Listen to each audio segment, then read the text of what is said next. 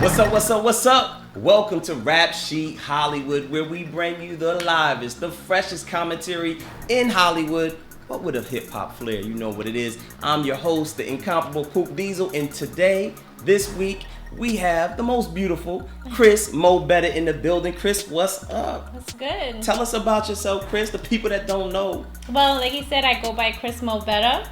I'm an East Coast girl. I'm out here in Hollywood, like you said. And today we're on Rap Sheet Hollywood, talking about hip-hop. Yeah. And that's the love of my life. That's all I ever talk about. So if you want to keep up to date with what I think on hip-hop, you can follow me on Twitter. Spoken Flip is my account, and that's all I ever talk about. I love to blog as well, so you can catch me on riaffiliated.com. I talk about relationships. But today we're talking about hip-hop, one topic in particular that we want to talk about, what everybody wants to talk about. You know what the people are talking about right now. Everybody is talking about Drake, Meek Mills, the beef, the diss that's going on right now. And this is what Hollywood, Rap Sheet Hollywood is all about. We bring these issues to the table and we give our commentary. So why don't you just paint the picture for the people a little bit? What started all this drama with Drake and Meek Mills? Well, we have a beef here, modern day beef that started on Twitter. And we have Meek Mills, street rapper from Philly, came out and pretty much outed Drake and said he has a ghostwriter. And what started this was he didn't shout him out. Drake didn't shout him out on Rico or whatever. See, I think that's kind of whack right there off the jump. You know what I'm saying? I love Meek Mills. Obviously, Meek gets it in, but he got mad because Drake didn't tweet out his new album coming out. Mm-hmm. You know what I mean? Like, that's kind of petty to me. I don't know how you feel about that. I thought it was a salty move. I thought it could have been done much more professionally. And it wasn't a good look on Meek's part.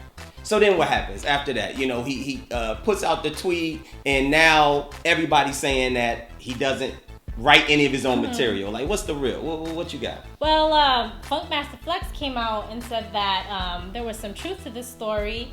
And he dropped a reference track with the alleged ghostwriter, Quentin Miller, for the song 10 Bands on If You're Reading this It's Too Late. And the track was pretty much him just spitting it verbatim, the same lyrics, same flow that Drake had on that track. So it kind of makes you question how much I heard Drake, the track. I heard the track. The track definitely was a reference track, but in the game, that's what people do. Yeah, they do reference different tracks, and then you get in the studio. That's part of the process. Yeah. But I guess when you're somebody of Drake's stature, it's kind of like, now because you're Drake, you're the hit maker. Right. You got people like Meek that can then now use that as ammo to say, well, you don't write any of your rhymes. The track definitely was something that was, even what Drake ended up doing at the end was very familiar, very similar to the track. He didn't change a lot, so I can kind of get that. And that's the whole mystique with hip hop. It's kind of like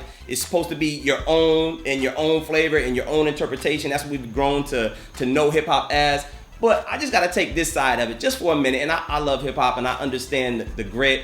In any other genre of music, you have people that help you with ideas. That's part of the business of making music. But in hip hop, if you get any help or you get any assistance, I mean, y'all might be in a cypher or something and you throw in the ideas, all of a sudden that's wrong now? Like, that's not right? That's like, what's the deal? Collaborating with people and vibing off of each other to create something, that's one thing. But what allegedly Drake's doing, like having somebody write and spit the flow, and he's just kind of just like regurgitating it, spitting it back verbatim, that's a little different. I mean, with hip hop, you're supposed to be the you're supposed to be the poet of your own poetry, your own story. You're supposed to be the master of ceremony. It's supposed to come from you, what you experience. Right. So when you have someone else, writing that for you, then it makes you question: is this legit? To me, it's fraudulent. And I get that. I understand that perspective, but I also see that, Drake is a hit maker. We know that already. We know that Drake comes up with dope concepts, So it's not like this Quentin, cat was around for all albums before and he could take credit for all of that. Now y'all vibing in the studio, you coming up with ideas. Personally, I think it's a little blown out of proportion. My own thing. And then it doesn't come to me as a shock that he has ghostwriters. It's been done since the beginning of back in the day in hip hop, back in the 80s, 90s, some of your favorite rappers probably had a ghostwriter for some of the hits that you love. You might not even know it. Right. Jay-Z wrote Still Dre for Dr. Dre, but I mean everybody knows Dr. Dre has a lot of ghostwriters. Right. But this is Drake. He's supposed to be, he's supposed to be the hit maker of today. He's supposed to be the most relevant. He's supposed to be on top of the game. So you kind of want somebody in his stature to just be, all him. I don't want, you know what I mean? Like, no, I feel that. Drake did respond. He had the song Charged Up. Now, everybody's kind of talking about this too because the way that, Drake responded, the song is called Charged Up, but it was anything but charged up. It's almost like, to me, Drake does that subliminal kind of on the low. He does a little Jay-Z kind of diss, it's on the low, and he talks about how he won't do features for different cats anymore, namely, Drake, namely Meek, but he didn't say Meek's name. But I think that in this song, he does it in a way that's kind of, I'm feeling Drake. I'm feeling Drake, the way he came at him and the way he handled the situation. The song Charged Up that he released on OVO Sound yesterday, it was a diss track, I guess if you want to call it that. I mean, he threw some shots. It wasn't, he wasn't like just blatantly directed at him. He didn't say his name. There was some lines. He did say that, he doesn't need that money on a feature or whatever. I mean, the song Charged Up is like, the title's a little misleading. I don't know if you heard the song. But that's the dope part about it. I like that. Meek came out and tweeted like, that was Baby Lotion Soft.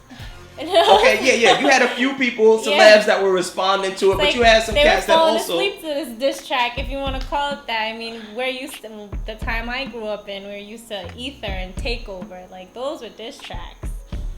It's a little different Kris these days, Betta, I think. you got some points. You got some points. I give you that. But look, we want to hear from y'all right now. Tell us what y'all think about the whole ghostwriting issue.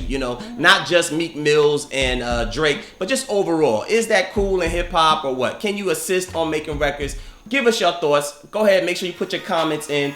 Most importantly, on Rap Sheet Hollywood, y'all make sure y'all subscribe. So this is your boy, Pook Diesel. Kris Betta in the building. Rap Sheet Hollywood. Y'all go ahead and make sure y'all give us all your thoughts. You heard?